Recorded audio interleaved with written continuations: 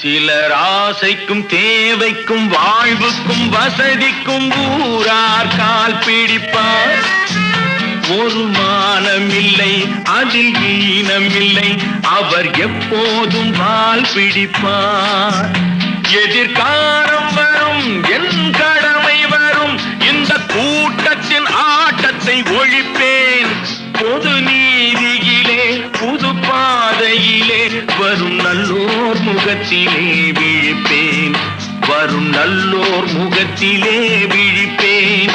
நான் ஆணையிட்டால் அது